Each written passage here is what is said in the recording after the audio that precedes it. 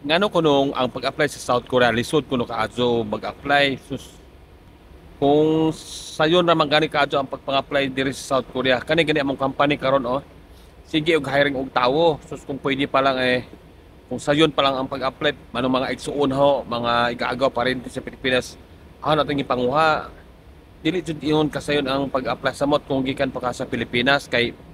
diri gani sa South Korea ang mga trabahante kay mao naman koy magpili sa trabaho are mao nang ang company jud diri sige og hiring og mga foreign workers para sa nato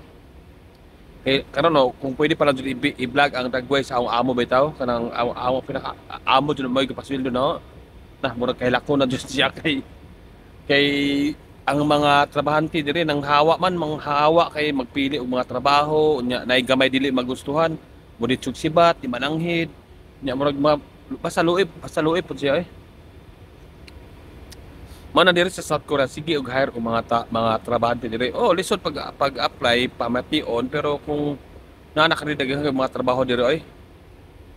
mas kay luoy ka jud ang amo lagi samot karon kay mahawaay na pod ko pero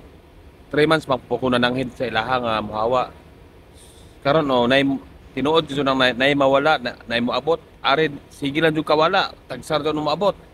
kaya na mo apply mga Koreano na dili jud mo tan-aw sa trabaho mo observe pag pila ka oras